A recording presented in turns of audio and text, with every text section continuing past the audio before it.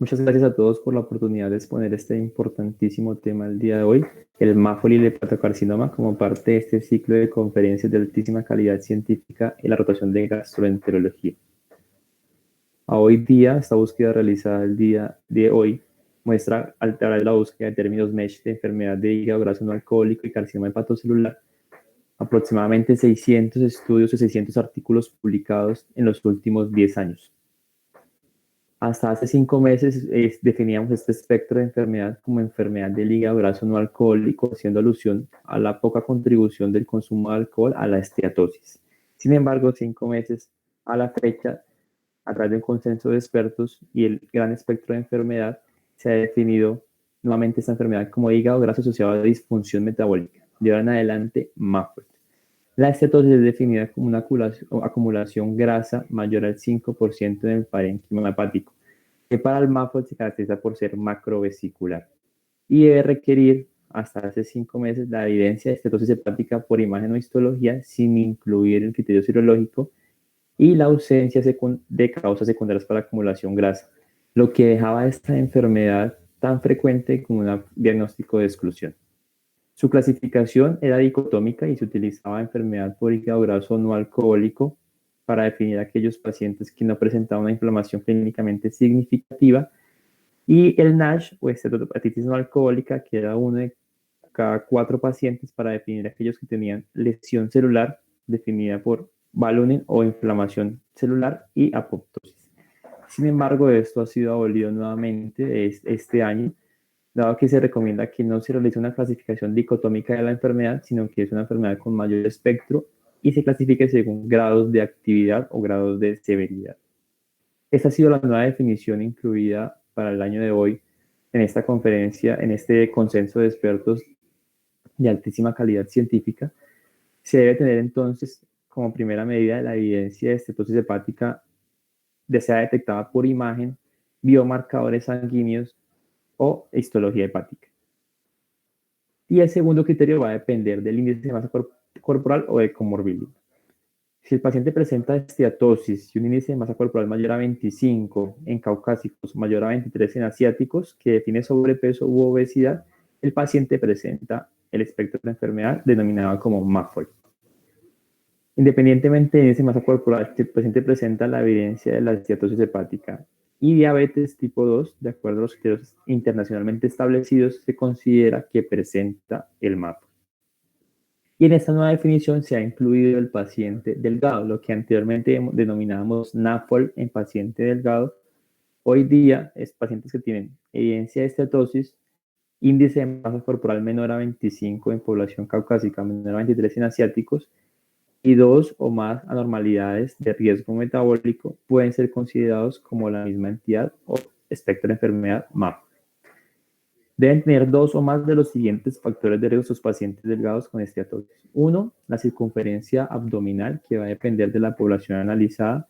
2, presencia de hipertensión arterial.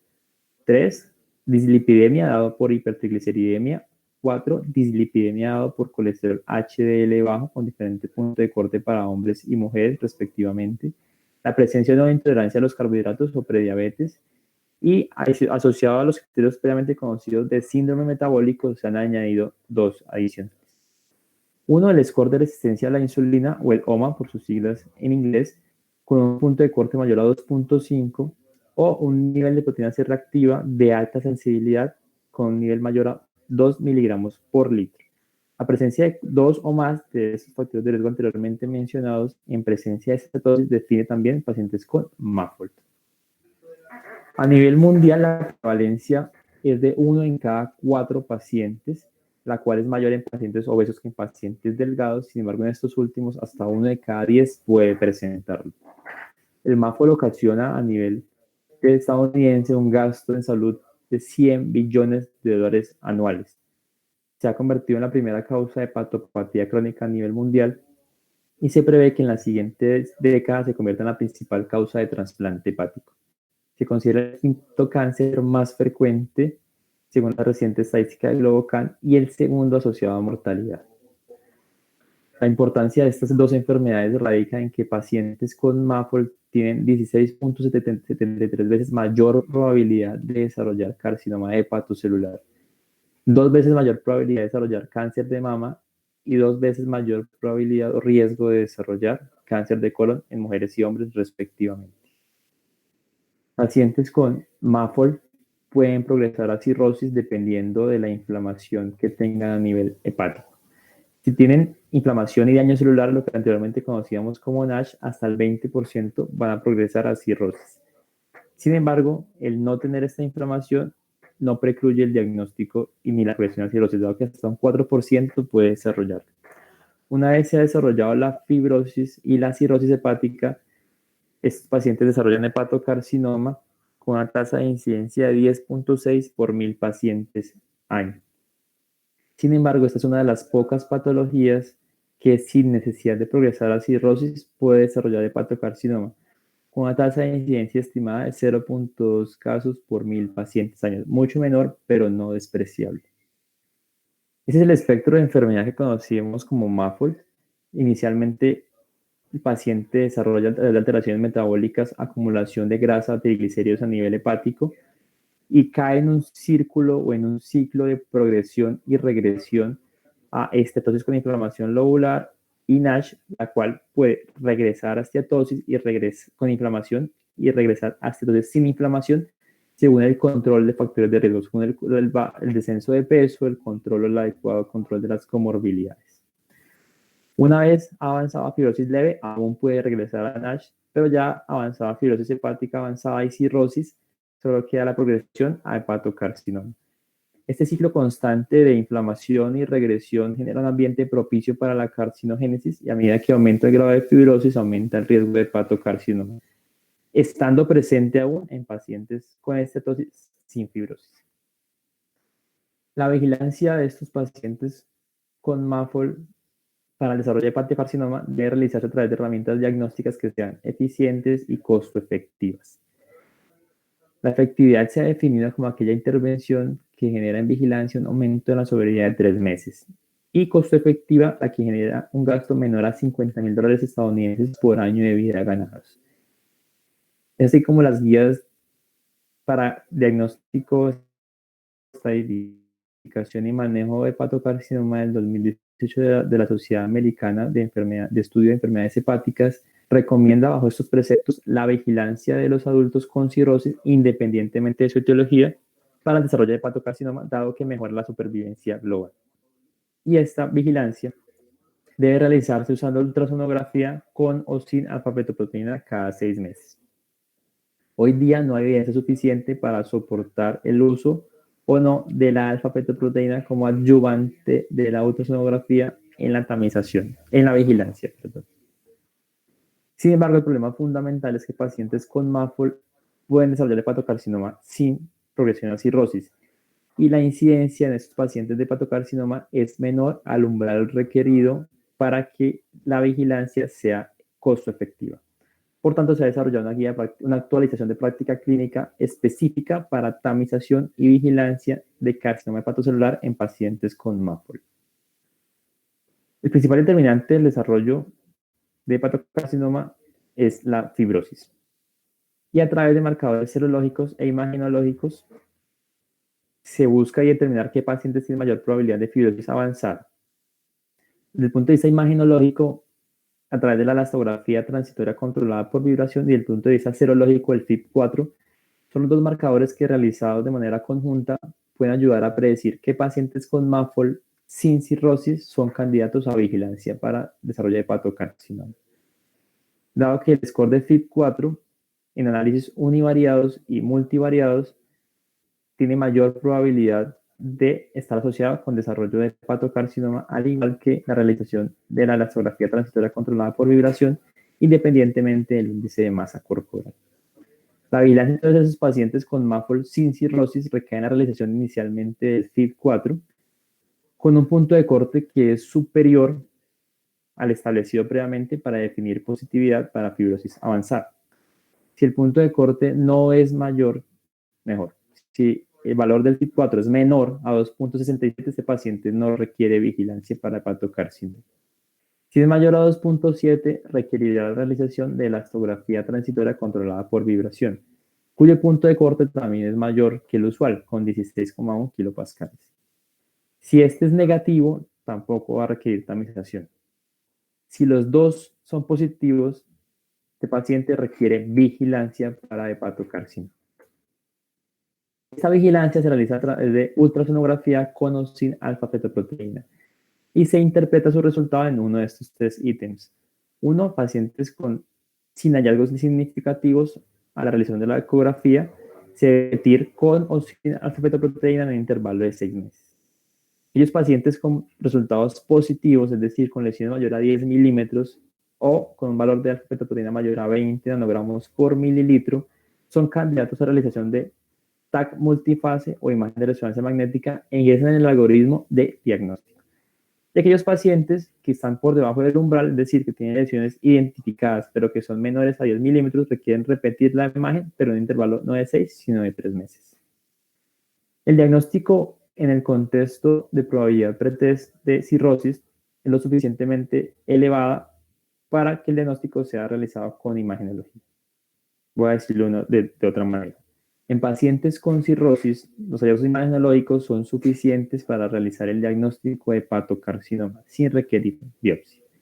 Y la evidencia hoy día no es suficiente para preferir una modalidad de imagen sobre otra. Su elección va a estar supeditada a la disponibilidad local y a la experticia de quien la realiza.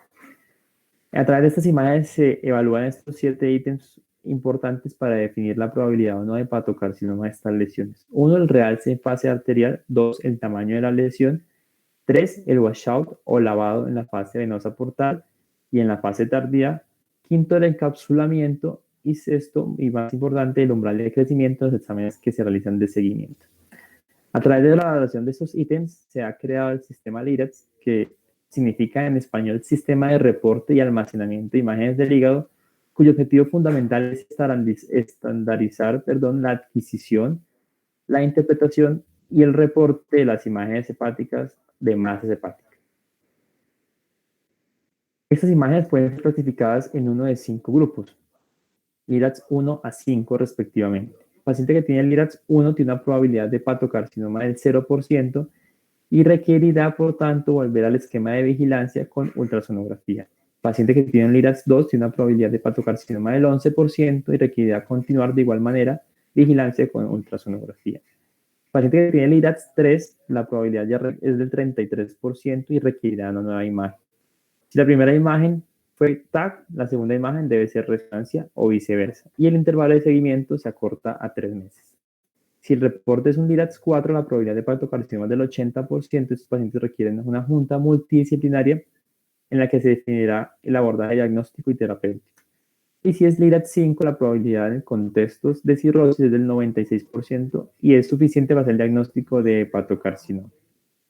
Sin embargo, el inconveniente puntual es que en pacientes que no tienen cirrosis, la imagen no es suficiente para hacer el diagnóstico, incluso tenga las características anteriormente mencionadas, y la biopsia es requerida.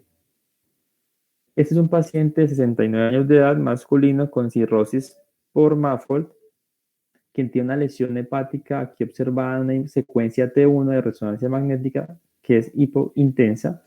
Aquí tenemos una lesión hiperintensa en T2 que realza con el contraste y tiene fenómeno de washout y encapsulamiento. En este contexto y en esta clasificación del esquema LIRADS tendremos una lesión entonces de 10 a 19 milímetros, mide 13 milímetros del paciente descrito, tiene realce en la fase arterial, tiene washout, tiene encapsulamiento, por lo que consideraríamos que es una lesión LIRADS 5, diagnóstico de hepatocarcinoma. El problema fundamental es que una gran proporción de pacientes con Maffold realizan hepatocarcinoma sin realizar cirrosis. Y el grado de esteatosis hepática va a modificar el rendimiento diagnóstico del sistema LIRADS. Aquí observamos que independientemente de si el paciente tiene cirrosis o no, independientemente del grado de severidad de estetosis histológica, leve, moderada o severa, todos los pacientes o casi todos los pacientes tienen realce en la fase arterial. Sin embargo, los pacientes que no tienen morfologías hepáticas de cirrosis y tienen, a medida que progresa el grado de estetosis, desarrollan en menos proporción washout, tanto en fase venosa como en fase tardía, comparado con población cirrótica, al igual que el encapsulamiento, por lo que el washout y el encapsulamiento no son criterios útiles para clasificación o para diagnóstico de hepatocarcinoma en pacientes con MAFOL no cirróticos, e incluso podría tampoco serlo en pacientes cirróticos, y esto es fundamental, dado que hasta el 57% de los pacientes presentan hepatocarcinomas con diámetros menores a 20 milímetros y el 40%, a pesar de tener cirrosis, por el grado de esteatosis no tienen washout. Ese es un paciente con cirrosis hepática por MAFOL con una lesión que tiene captación en fase arterial menor de 20 milímetros, pero no presenta fenómeno de washout ni de encapsulamiento. Por lo que, según los criterios anteriormente mencionados, erróneamente este hepatocarcinoma confirmado con biopsia podría ser clasificado como LIGAD 3, llevando la atención de que los pacientes con MAFOL y cirrosis podrían requerir nuevos criterios para el diagnóstico imagenológico. Desde el punto de vista de estadificación, se sigue utilizando los criterios de Barcelona. No hay una diferencia significativa entre pacientes con hepatocarcinoma por MAFOL o por otra etiología. Sin embargo, hay que recalcar que la mayoría de pacientes con MAFOL quedan estadificados en estadio C o avanzado. Y esto se debe principalmente a la alta carga de morbilidad que tiene asociada, principalmente obesidad, diabetes, hipertensión, disminución de clase funcional, osteoartritis, que hacen que esas escalas de valoración de funcionalidad o performance clínico pueda que no sean útiles para ellos porque estaríamos mal clasificando a estos pacientes. Lo grave y lo anteriormente mencionado es que 1 de cada 4 pacientes con hepatocarcinoma y MAFOL es clasificado en el momento del diagnóstico como categoría D o estadio avanzado, en quienes la única opción terapéutica es el control de los síntomas, versus 1 de cada 10 pacientes de la población con otros hallazgos subyacentes de hepatocarcinoma. Y el grueso de la población, como mencionábamos anteriormente, queda clasificado como categoría C. Con respecto al tratamiento, no hay diferencias si el paciente presenta MAFOL o no, o independientemente de la etiología del hepatocarcinoma, sigue siendo la primera línea para el estadio C, que es el 50% de los pacientes con MAFOL al momento del diagnóstico, el sorafenib o el lenvatinib. Los mensajes para la casa es que el MAFOL es un factor de riesgo fundamental para el desarrollo de hepatocarcinoma, que puede desarrollarse hepatocarcinoma sin progresar a cirrosis. En estos pacientes, la cirrosis es el principal determinante de la progresión. Por tanto, se requiere vigilancia en no cirróticos según los hallazgos del FIB4 y la ultrasonografía o la elastografía. Se requerirán nuevos diagnósticos, nuevos criterios para el diagnóstico imagenológico en esta población de pacientes, y el abordaje debe ser individualizado tanto en estadificación como en tratamiento. Muchas gracias.